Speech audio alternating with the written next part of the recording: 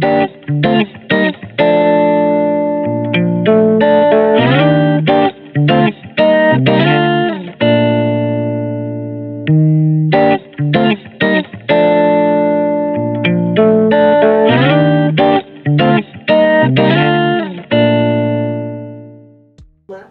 thanks for coming. Really appreciate you.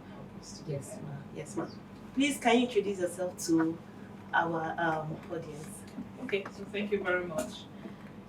My name, like she said, is Yetunde Adeni. I'm a medical doctor, a specialist in children and adolescents with mental health problems. So I work with the University College Hospital as a consultant. I'm also a lecturer with the University of Ibadan. I have a center where I'm the director, where I look after children with special needs, different categories of children with disabilities, from autism to cerebral palsy to Down syndrome to intellectual disability. We offer the different kinds of therapy that is available or that is required for them to find. So I'm happy and I'm pleased to be here today. Thank you so much. Talking about that, um, Doctor, I was privileged to visit your home last year. Yeah, I think it was your anniversary or Yes, something. we said And I must commend what you do. You must really have a big heart to do what you do. I was blown away, and I didn't even know that that kind of home was in battle and running smoothly.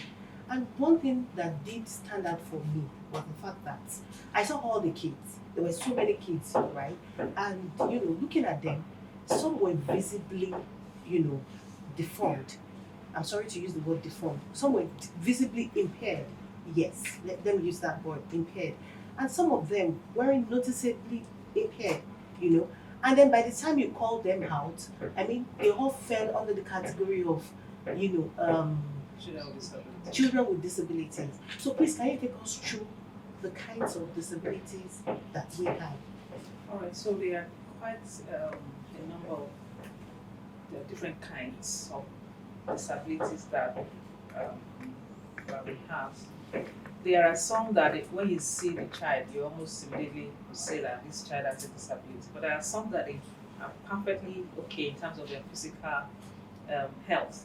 So we have those who are in the category of we call them they have neurodevelopmental disorder. What that means is that their development is impaired in terms of could be in different forms. Okay. So we have a category that we refer to as autism spectrum disorder. This particular children or group of children, rarely will you be able to tell when you look at them because everything about them physically is fine.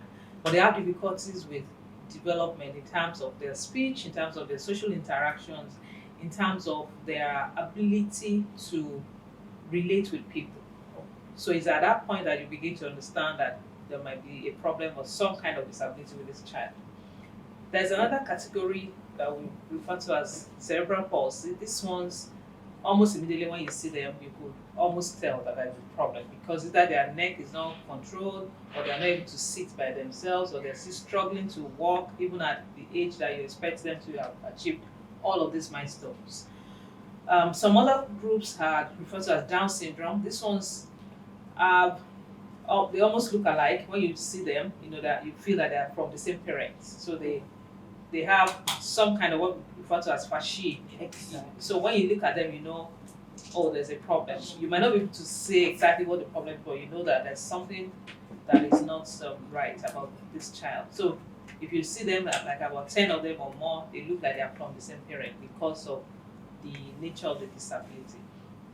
Now we have some that you might not even be able to tell until you have deeper interactions with them. So they have what is known as intellectual disability.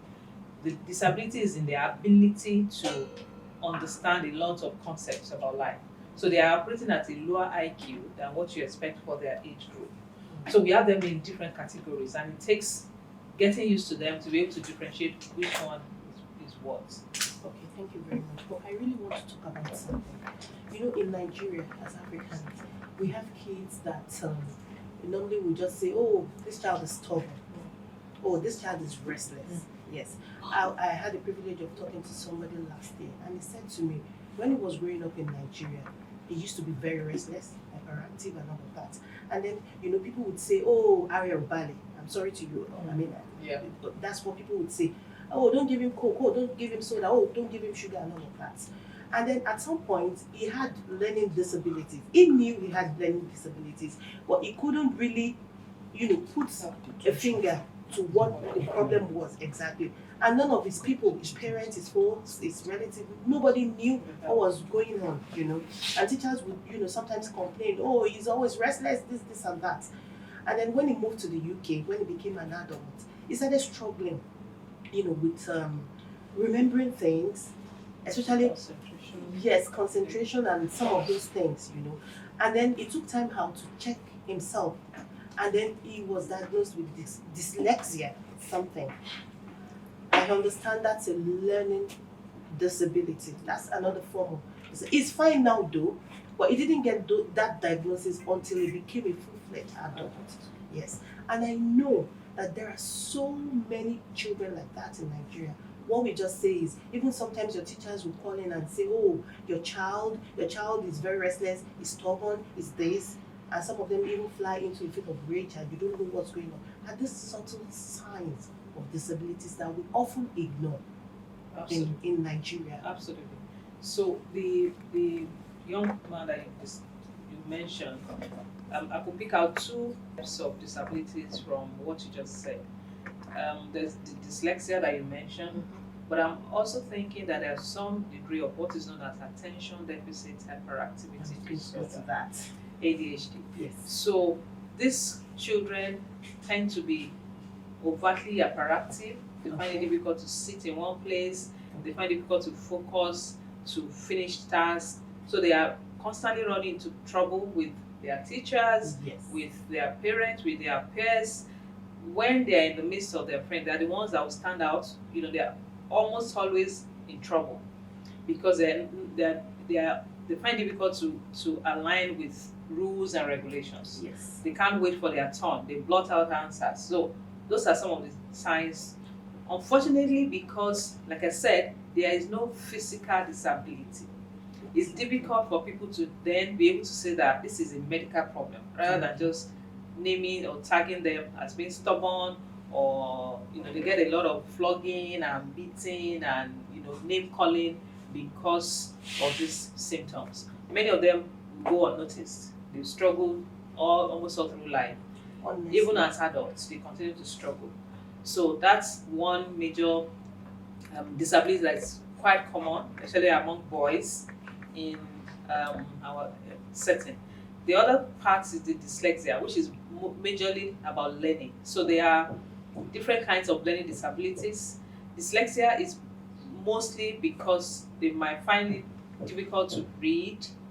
You expect that a child of certain age should be able to read at a certain level.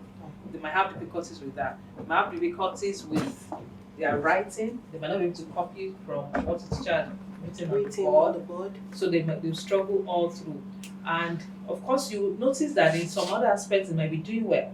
In fact, some of them might actually be good with mathematics. If it's just for them to pick figures and sort it out, they might be able to do that. But when it comes to writing and reading, they might have quite a lot of challenges. So it takes expertise of people who are familiar with these symptoms to be able to say that this child will need help beyond the corporal punishment and the shouting and the yelling. They need to be reviewed by experts so that they can be treated, because they are treatable. Interestingly, ADHD is quite treatable. Yes, that's why. So I'm glad you mentioned this, because this actually, I do fall into the category of a mother who has a child that has a bit of ADHD. Yes, and I'm not going to lie about that. I love to speak my truth. I have a child that is extremely brilliant. Yes, but attention is a major problem for him. And anytime I go to his school and I review his schoolwork and all of that, one thing is always standing out. His teachers, all of them would say to me, "Oh, he's brilliant." Once you say something, he captures it. That's the kind of brain he has. But he doesn't pay attention. He gets distracted easily. Now I want to know, are there natural ways you can help such a child other than placing them on medication? Okay, so there are two paths or pathways to manage children with ADHD. Sometimes you combine the two. Sometimes you start with what is known as behavioral modifications, so behavioral kind of therapy or treatment. So it's a joint effort. Like all the stakeholders will have to come on board: the teachers, the parents, the grandparents, siblings. Everybody will have to be involved because there are different roles that these different people will play. The first place to start is for the individuals to understand that this child is not just deliberately not focusing on what you want them to do. So when you understand that, you're coming from that place of empathy and you know that, oh, this is a problem for the child himself, then you're able to help better. There are also other tips that teachers will have to understand. So it's not the kind of child that you will give multiple instructions at the same time. You have to give instructions in bits, and then you have to give tasks in bits. As much as possible, you reduce distractions. So if you want a child who has ADHD to do his own work, it's not that kind of child that you put so many things on the table. That table that is writing up, so you don't have a phone or have something colorful, And they're just going they're just going to be distracted. They're not able, so you put just that book that they're going to work with at that time on the table to reduce distractions. So you don't turn the TV on when you want them to do their own work, or the radio is somewhere, or somebody is